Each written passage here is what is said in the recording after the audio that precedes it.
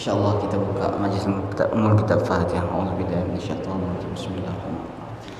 Alhamdulillahi rabbil alamin, arrahmanir rahim, maliki yaumiddin, iyyaka na'budu wa iyyaka nasta'in, ihdinas siratal mustaqim, siratal ladzina an'amta 'alaihim ghairil maghdubi 'alaihim waladdallin.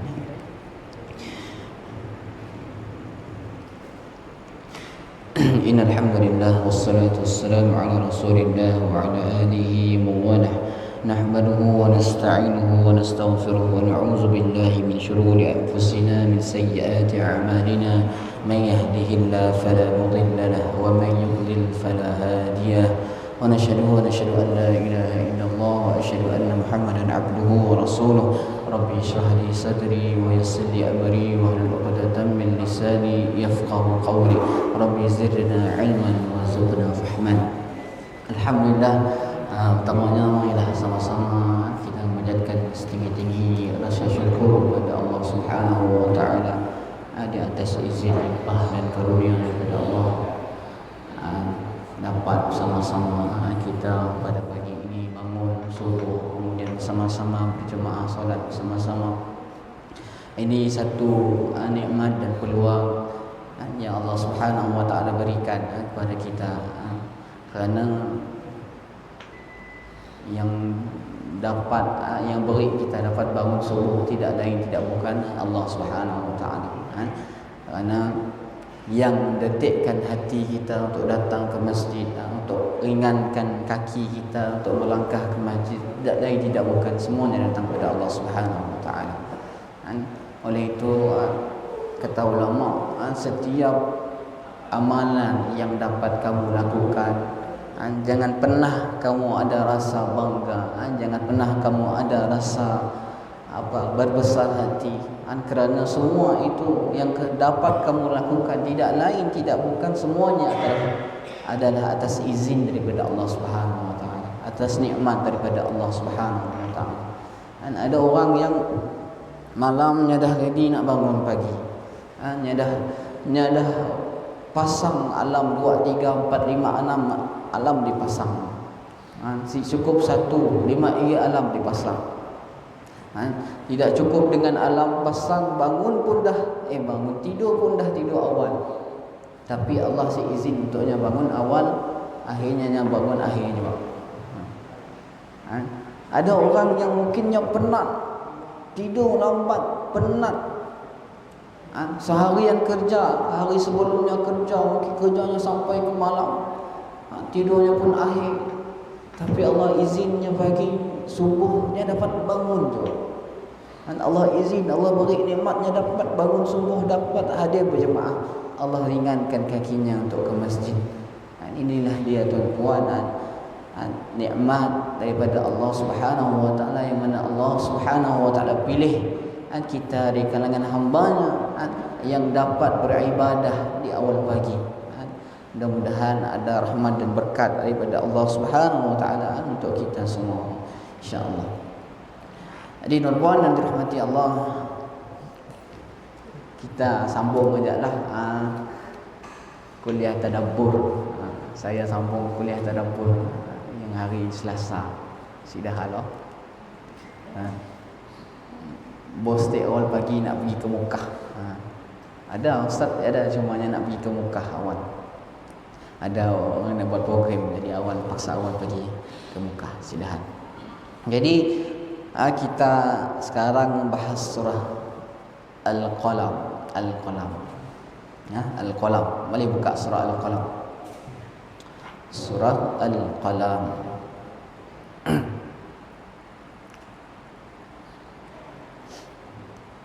Jadi insya-Allah kita bersama-sama membaca, kemudian memahati maknanya dan mentadabburi Al-Quran. Mudah-mudahan dengan kita memahami mentadabbur Al-Quran menyebabkan kita semakin dekat dengan Al-Quran. Semakin dekat kita dengan Al-Quran, makna semakin dekat kita dengan petunjuk daripada Allah Subhanahu wa taala. Kerana Al-Quran adalah hudan lil muttaqin, petunjuk bagi orang-orang yang beriman, takwa. Okey, insya-Allah. Surah Al-Qalam, juzuk ke-29, surah yang kedua dalam juzuk ke-29.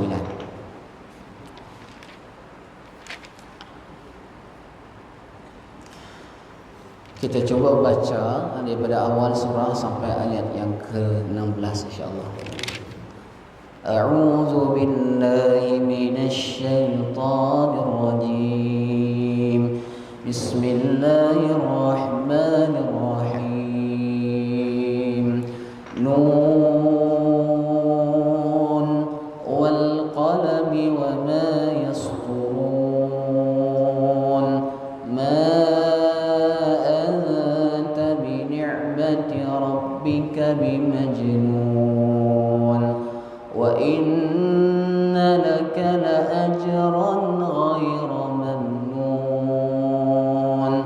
إنك لعلى خلق عظيم فستبصر ويبصرون بأيكم المفتون إن ربك هو أعلم بمن ضل عن سبيله وهو أعلم بالمهتدين فلا تطع المكذبين ودوا لو تدهن فيدهنون ولا تطع كل حلاف مهين هماز مشاء بنميم مناع للخير معتد أثيم عتل بعد ذلك زنيم أن كان ذا مال وبنين إذا تتلى عليه آياتنا قال أساطير الأولين سنسمه على الخرطوم صدق الله العظيم. Kita surah Al-Qalam dah sampai ayat yang ke-9 sebenarnya. Dah sampai ayat yang ke-9. Jadi di awal surah Al-Qalam secara ringkasnya kita review sebelum kita sambung. Di awal surah Al-Qalam Allah Subhanahu wa taala bersumpah dengan apa? Dengan qalam. Qalam ini apa? Pen. Nun wal qalami wa ma yasturun, dan apa yang dituliskan. Allah Subhanahu wa taala bersumpah dengan sesuatu bermakna sesuatu itu tinggi nilainya. Ada maksud yang penting di sebalik sumpahan tersebut. Allah bersumpah dengan waktu, maksud pentingnya waktu. Allah bersumpah dengan apa? Dengan waktu asar. Allah bersumpah dengan waktu subuh. Makna di situ terdapat makna yang tersurat yang besar artinya. Dan di sini Allah Subhanahu wa taala bersumpah tentang pen dan apa yang dituliskan. Secara apa kita ringkaskan dalam agama ini, agama Islam, kalau kita lihat wahyu yang pertama turun pun Allah sebut Iqra, baca. Dan surah Al-Qalam ini setengah pendapat kata Ibnu Abbas surah yang kedua turun selepas Al-Alaq. Selepas Al-Alaq, surah Iqra bismi rabbikal ladzi khalaq sampai ayat yang kelima.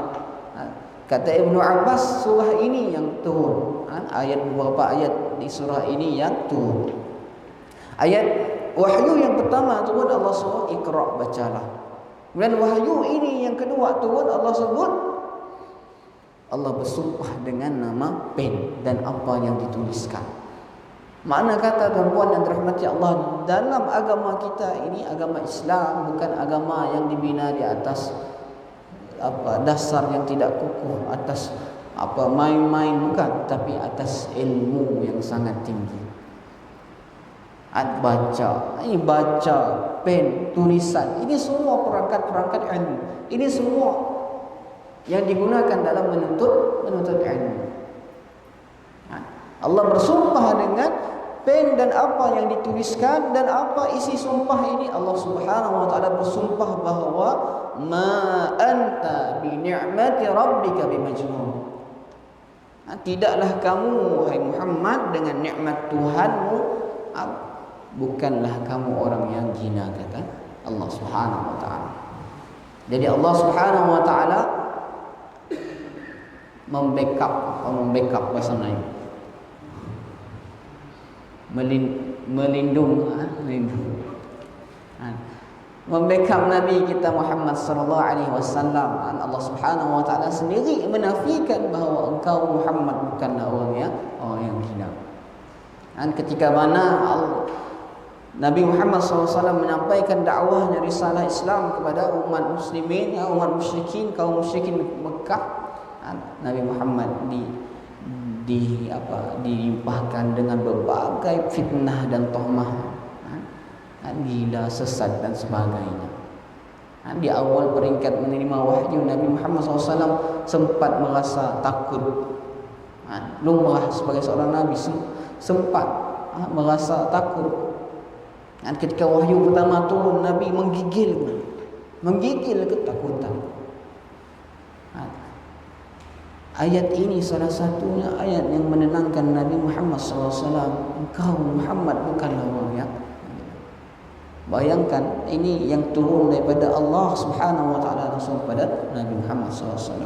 Kemudian Allah Subhanahu wa taala sebut, wa inna laka la ajran ghairu mamnun wa innaka ala khuluqin azim. Dan engkau Muhammad, bagimu pahala yang tidak ada putusnya, kata Allah Subhanahu. Allah Subhanahu wa taala sebut, bagimu Muhammad tidak ada putus pahala buatmu. Kita bayangkan sampai sekarang umat Islam daripada zaman Nabi Muhammad sallallahu alaihi wasallam sampai sekarang, semua yang diamalkan, amal ibadah yang dilakukan, semuanya masuk sahamnya kepada Nabi kita Muhammad sallallahu alaihi wasallam, kerana baginda yang mengajarkan kita.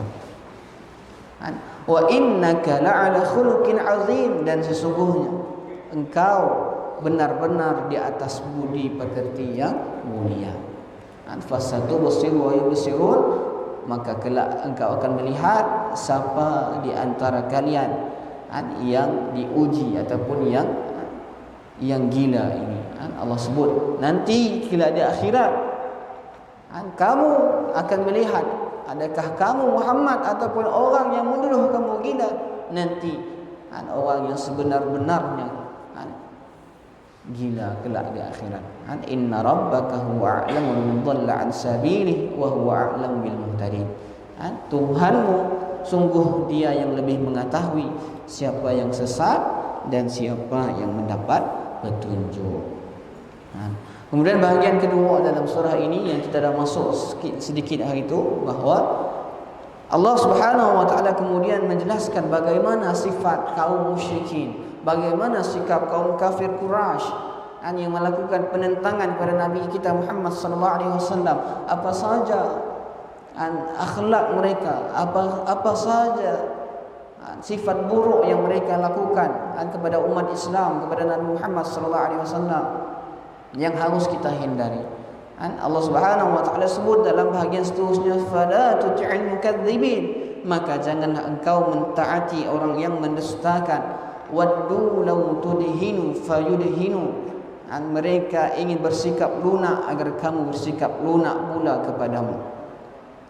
Minggu lepas kita sampai ayat ini, kita sebutkan bahawa kaum musyrikin Mekah, ketika mana Nabi SAW menyampaikan dakwah, mereka menentang dan mencuba berbagai usaha untuk menghentikan dakwah Nabi. Pertamanya pakai cara kasar, maksudnya yang menghina Nabi, kemudian dia menzalimi Nabi, kemudian dia suruh baling di Taif dibaling batu, kemudian diangkat najis ke atas belakang Nabi dan sebagainya. Semata-mata usaha supaya Nabi meninggalkan dakwah Nabi. Bermacam-macam usaha dilakukan, tapi Nabi SAW tetap laksanakan, menunaikan perintah dakwah daripada Allah Subhanahu Wa Taala, tidak pernah meninggalkannya sama sekali. Akhirnya kaum musyrikin Mekah ini tidak orang kata si pakai cara yang kasar, pakai cara kasar si dapat, si lut orang dah. Mereka cuba berlembut-lembut dengan Nabi. Mereka cuba mungkin dengan cara yang lembut. Nabi SAW mungkin Muhammad dengan cara yang lembut ini ia mampu mengikut apa yang kita mahu.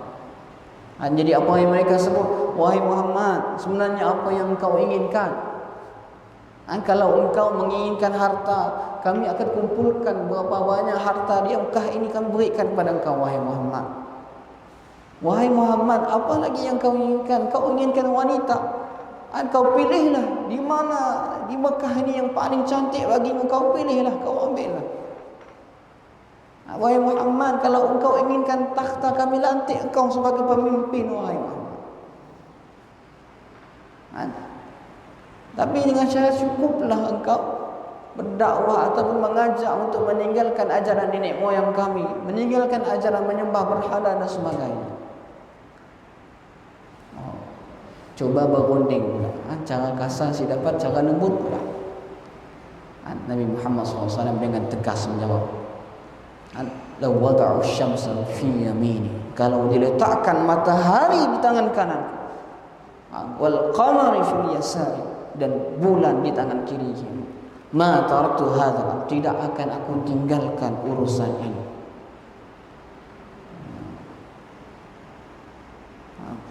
Kata Nabi Muhammad dengan tegas, tidak aku tinggalkan urusan ini, perintah ini, sehingga kata Nabi, sehingga aku dimenangkan Allah ataupun aku syahid dalam memperjuangkannya. Tidak cukup seperti itu, datang lagi kaum musyrikin, ya Muhammad, begini sajalah, hari ini kami sembah Tuhan kamu, besok kamu pula sembah Tuhan kami, kita gila-gila lah. Hari itu kamu sembah Tuhan, kami sembah Tuhan Muhammad, besok kamu dan umat muslimin pula sembah Tuhan kami. Boleh pula sebenarnya. Kemudian turun surah, "Qul ya ayyuhal kafirun." Katakanlah kepada mereka, kaum kafir, la a'budu ma ta'budun, kami tidak menyembah apa yang mereka sembah. Awala antum a'biduna ma'bud, dan kamu semua bukan penyembah apa yang kami sembah. Wala ana 'abidum ma'abadtum, dan kami tidak menjadi penyembah apa yang kamu sembah. Dan diulang lagi, wala antum 'abiduna ma'bud, dan kamu semua tidak menyembah apa yang kami sembah. Lakum dinukum waliyadin, bagimu aja agamamu, bagi kami agama kami. Tegas Allah Subhanahu Wa Taala menjawab, tidak boleh, no kompromi. Bab akidah, bab ibadah, Allah semata-mata. Jadi mereka ingin bersikap lunak kepada Nabi Muhammad SAW. Waddu law tudhinu fayudhinun, supaya Nabi Muhammad SAW pula bersikap lunak kepada mereka. Dan Allah sebut kemudian, wala tuti' kulla halafin mahin, dan janganlah kamu mentaati setiap orang yang bersumpah dan hina. Jangan mentaati mereka. Ini sifat-sifat orang kafir Quraisy atau orang Arab Quraisy, orang musyrikin Mekah, yang suka halaf, halaf itu daripada perkataan halafa, yang maksudnya sumpah. Bila disebutkan halaf, maksudnya orang yang sering bersumpah, selalu bersumpah, bahkan sentiasa bersumpah. Kata mubalaghah yang menyebutkan bahawa ini menjadi sifatnya, suka bersumpah. Wallahi, disebutkan wallahi Muhammad ini bukanlah orang yang betul, Muhammad ini orang yang gila, Muhammad ini menyampaikan ajaran yang sesat, wallahi. Bersumpah dan tidak ada makna daripada sumpahnya, sumpah yang kosong. Orang yang suka bersumpah sudah saya sebutkan minggu yang lalu. Orang yang suka bersumpah ini bukan apa, sebab lemah. Kerana yang dia sebutkan lemah, tidak ada kekuatan, tidak ada keyakinan, jadi dia perlu bersumpah untuk meyakinkan orang. Dan Allah cela orang yang selalu bersumpah ini, tuan-tuan. Kita pun sebolehnya jangan senang tidak bersumpah. Jadi sikap yang tidak disukai oleh Allah Subhanahu wa taala. Sikit-sikit wallahi, sumpah lillah, demi Allah. Barang wallahi wa billahi wa tallahi, asyik cukup dengan wallahi.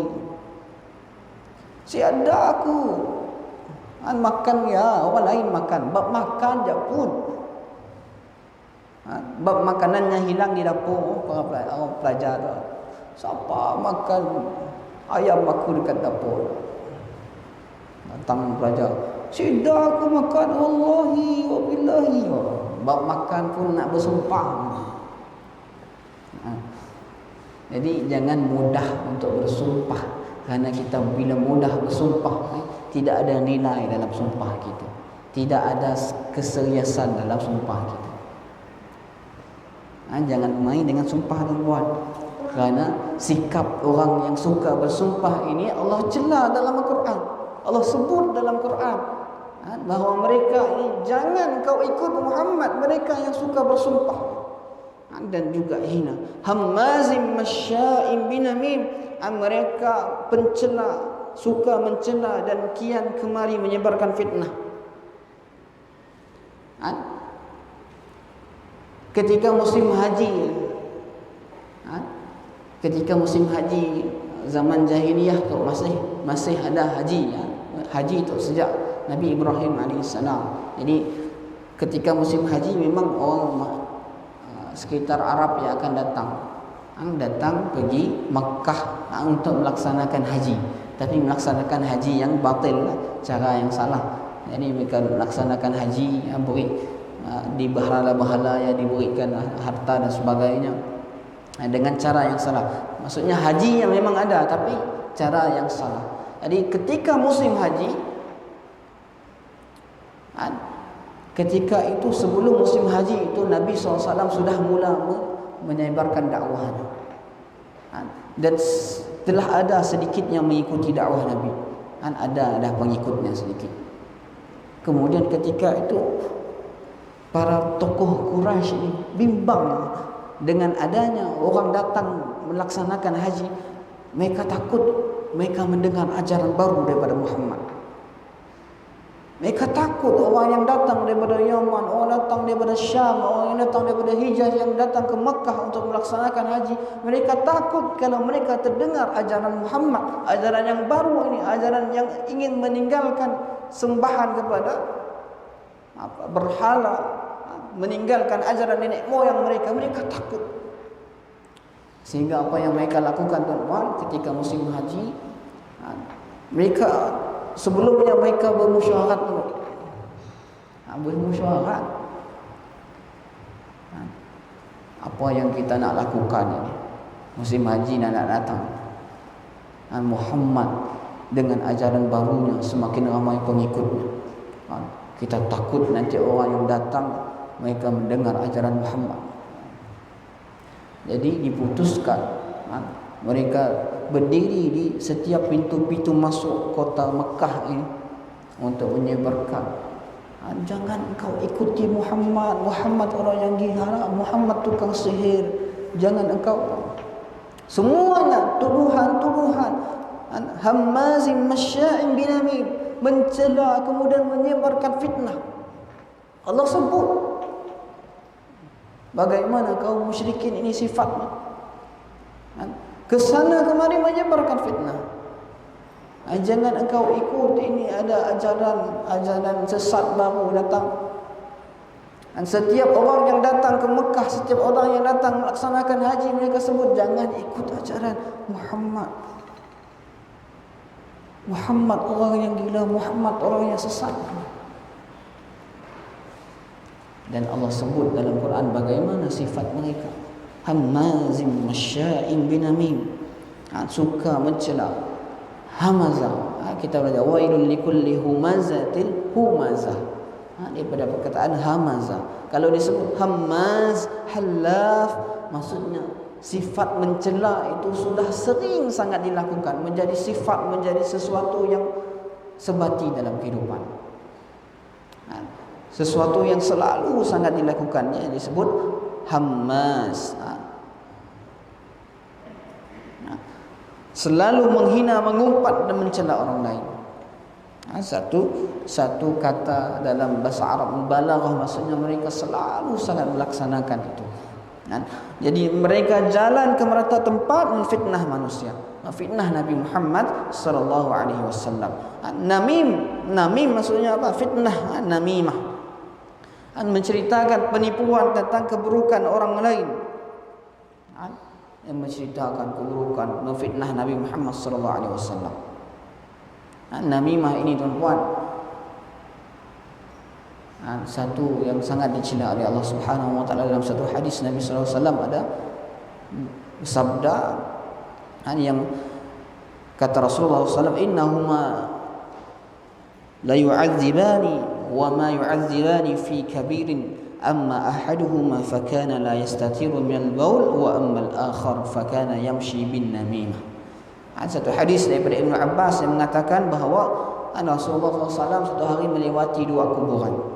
Kemudian kata Rasulullah SAW, sesungguhnya penghuni dua kubur ini benar-benar sedang diazab, dan keduanya diazab bukanlah kerana mengerjakan dosa yang besar. Salah seorangnya mempunyai kebiasaan tidak pernah bersuci sehabis buang air kecilnya. Hati-hati tuan-tuan. Rasulullah lewati kubur, Rasulullah sebut kubur ini, ada dua kubur ini sedang mendapatkan azab. Yang satunya sering tidak basuh air kecil, si basuh bila kemih, tidak pernah bersuci sehabis buang air kecil. Hati-hati kita tuan-tuan kalau kita kemih kencing, minta maaf kalau yang lelaki terutamanya. Jangan suka nak kencing berdiri, apalagi kalau kita pergi di mall ataupun di tandas awam. Maaflah, kencing di luar kita kawasan berdiri. Macam ni nak basuh ni, macam ni dengan airnya yang mungkin terkena baju dan sebagainya.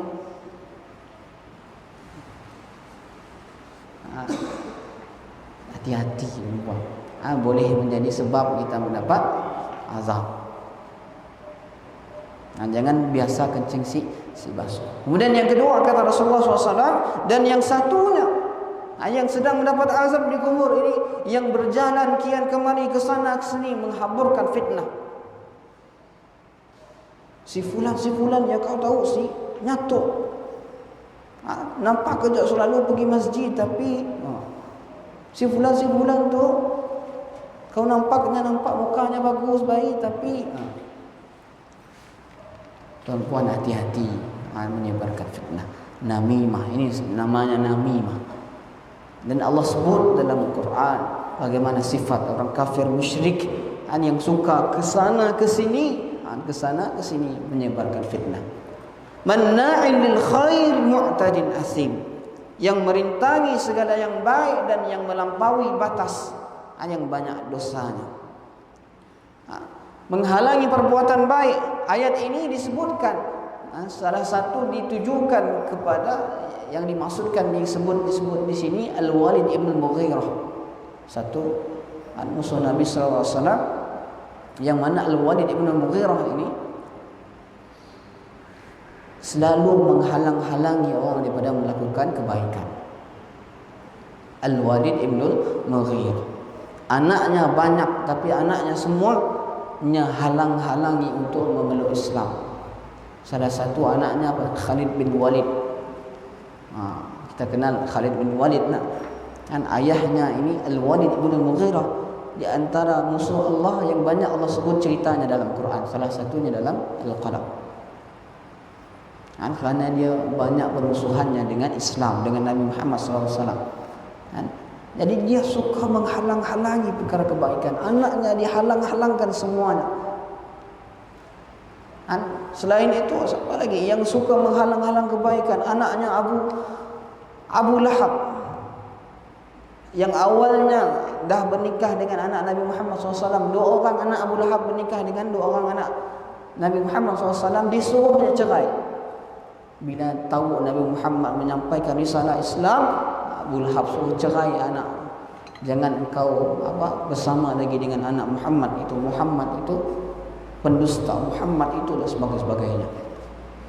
Mereka menghalang-halangi perkara kebaikan dan melampaui batas. Menghalangi manusia dari masuk agama Islam dan beriman dengan Nabi Muhammad sallallahu alaihi wasallam. Mu'tadin athim, yang melampaui batas dan banyak dosanya.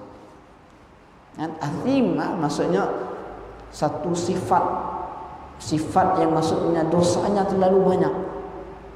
Kalau kita lihat apa yang dia lakukan tadi, ke sana kemari menyebarkan fitnah, kemudian bersumpah ke mana-mana. Perbuatannya itu sampai dia tidur pun dosanya berjalan, kesalahannya berjalan. Allah sebut dia asim, orang yang dosanya banyak. Kerana memang dosanya berjalan dengan fitnah yang dia lakukan, ejekan yang dia lakukan tadi. Utullim ba'da dzalika zanim, yang kaku kasar, selain itu terkenal kejahatannya. Mereka itu jenis yang kasar dan kita pun malas nak berkawan dengan mereka. Perbuatan mereka seringkali menyakitkan hati, terkenal sebagai orang yang jahat. Utulin juga digunakan sebagai orang yang tamak dalam makan banyak dan berperangai buruk. Utulin, jadi mereka bersifat kafir Quraisy yang musuhi Nabi, sifatnya kasar. Mereka kasar, kemana-mana kasar.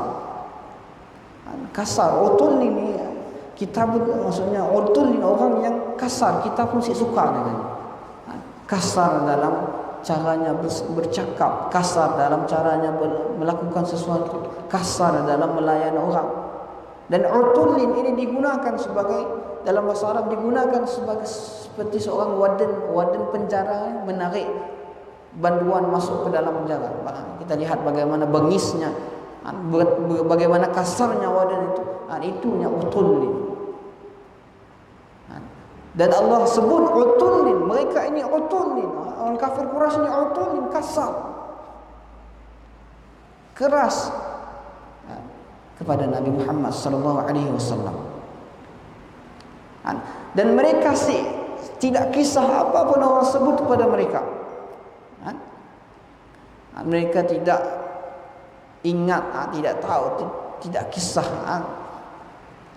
perasaan orang lain terhadap mereka. Apanya orang kata terhadap keburukan mereka, kerana hati mereka dah terlalu keras, kaku. Inilah utulim ba'da zalika zanim. Zanim, maksudnya terkenal dengan sikapnya yang buruk tersebut. Kemana-mana orang tahu, dia tu memang orangnya kasar. Kemana-mana orang lihat mukanya, orang tahu. Jadi Walid ibn Mughirah kemana-mana orang tahu dia, ini orangnya kasar, terkenal. Orang lihat mukanya, orang tahu dia ini orang yang kasar. Kita mungkin yang kita pernah ada dalam hidup kita yang kita tahu orangnya kasar. Dari jauh je kita naga mukanya, kita nampaknya itu orang kasar.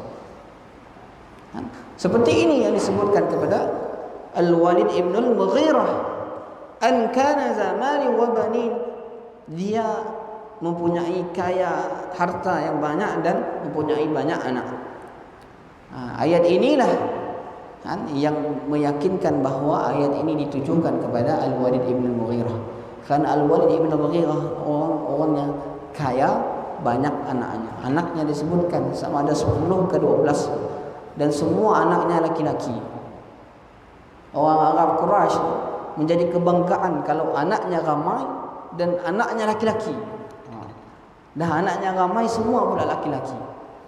Kan? Jadi Al-Walid bin Mughirah tu rasa megah, bangga dengan kedudukan yang dia miliki. Kan? Banyak anak, kemudian banyak harta. Hartanya banyak. Kan? Ketika musim haji, kan? Dia yang ambil kontrak. Kontrak apa? Menjamu semua tetamu-tetamu haji daripada luar Arab. Jadi dia menjamu, membuat makanan untuk, tapi tujuannya untuk mempamerkan, tujuannya untuk menunjuk-nunjuk. Hartanya banyak, tapi digunakan dalam jalan yang sia-sia. Ini dia Al-Walid bin Mughirah. Idza tutla alaihi ayatuna qala asatirul awwalin. Bila dibacakan kepada dia ayat-ayat kami, dia berkata ini adalah dongeng-dongeng terdahulu. Setelah dia ini orangnya berlagak sombong kerana dia ingat dia banyak harta dan banyak anak. Dia ingat dengan harta yang banyak, anak yang banyak, tinggi nilainya. Tapi Allah cela dia. Dia ingat dengan harta yang banyak, dengan anak yang banyak, mampu menjadikan dia tinggi, tapi sebenarnya di sisi Allah Subhanahu wa taala dia sangat tercela, sangat hina dengan sifat-sifatnya yang lain. Jadi dengan sifat tadi, dengan kelebihannya Allah bagi tadi, bukannya malah mensyukuri nikmat, tapi dengan kelebihannya Allah Subhanahu wa taala dia sombong ke sana kemari, bangga diri. Ini Al-Walid bin Mughirah. Dan ketika mana dibacakan ayat Al-Quran kepadanya, dia menyebutkan ini adalah kisah dongeng kaum-kaum terdahulu. Al-Walid bin Mughirah ketika mana dibacakan Quran pertama kali, Al-Walid bin Mughirah dia mengakui Al-Quran ini hebat, Al-Quran ini cantik. Kata Al-Walid bin Mughirah, mereka ketika mana berkumpul tadi, sebelum musim haji tadi berkumpul, mereka nak bersepakat dengan satu perkara. Mereka nak bersepakat apa yang kita nak sebut kepada masyarakat Arab tentang Muhammad. Kita kena sepakat satu suara. Jangan kelak ada yang sebut Muhammad gila, ada yang sebut Muhammad sesat, ada yang sebut Muhammad sekian-sekian, tapi tidak sama. Jadi mereka bermusyawarah supaya kita mensatukan apa pendapat kita terhadap Muhammad. Kemudian ramai disebutkan, mari kita sebut Muhammad ini seorang dukun. Kemudian kata Al-Walid bin Mughirah, qad arafna dukkan, sesungguhnya kita sangat mengetahui bagaimana sifat-sifat dukun. Wallahi, dan demi Allah Muhammad bukan orang dukun, bukannya dukun. Kemudian kita sebut kaki, kita sebut Muhammad kahin, penyihir.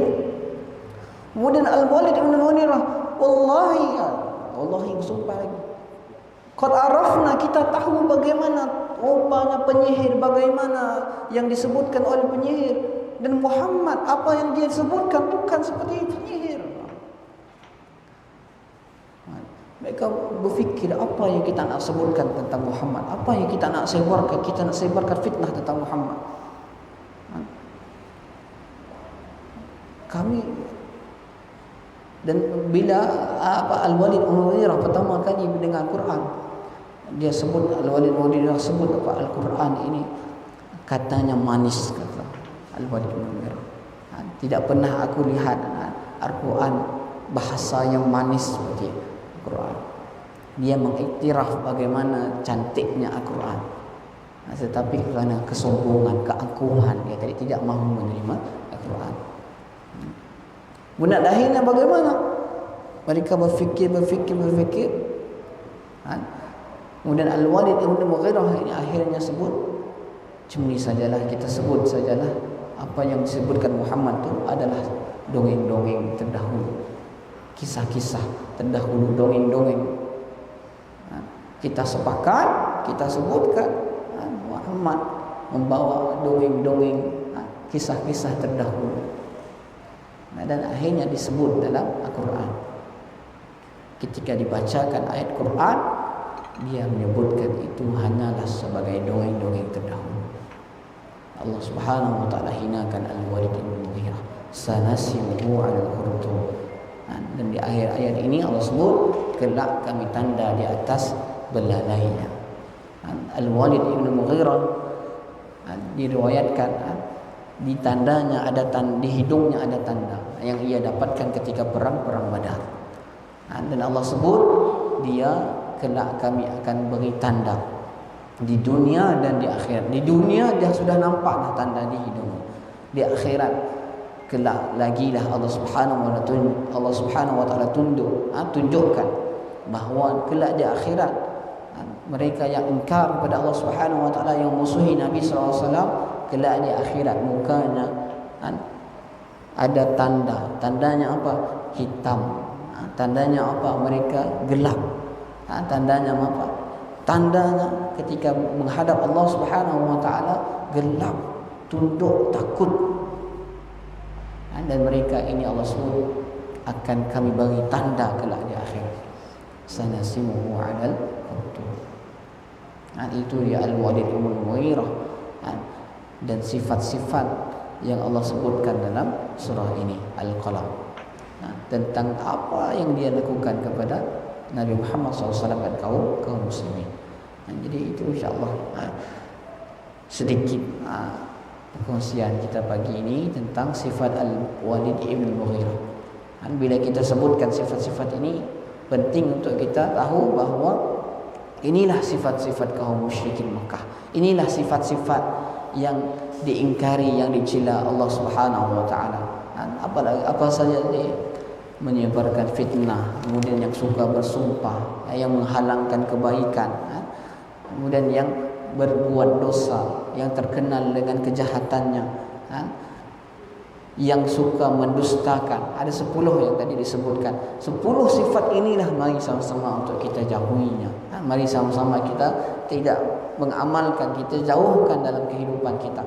Jauhkan daripada kehidupan kita. Karena inilah sifat kaum kafir Quraisy, khususnya sifat Al-Walid bin Mughirah. Siapa dia? Musuh Nabi kita Muhammad sallallahu alaihi wasallam. Wallahu a'lam. Mudah-mudahan ada sedikit manfaat yang dapat kita ambil daripada sesi ringkas pada pagi ini. Sedikit kita mulakan pagi kita dengan baca Quran, kita faham Quran, tadabbur Quran. Mudah-mudahan seluruhan hari kita pada hari ini diberkahi oleh Allah Subhanahu wa taala. Jadi insyaallah aku qauli hadza wa astaghfirullah li wa lakum wallahu rahim. Yang baik datang pada Allah Subhanahu wa taala, yang kurang saya mohon ampun dan maaf. Wallahu a'lam. Aku qauli hadza wa astaghfirullahal azim. Kita tangguh dengan tasbih kifarah dan salatul asr. Subhanakallahumma wa bihamdika asyhadu an la ilaha illa anta astaghfiruka wa atubu ilaik. Bismillahirrahmanirrahim. Wal 'asri innal insana lafi khusr illa alladziina aamanu wa 'amilus shalihat wa tawassaw bil haqqi wa tawassaw bis sabr. Assalamualaikum warahmatullahi wabarakatuh.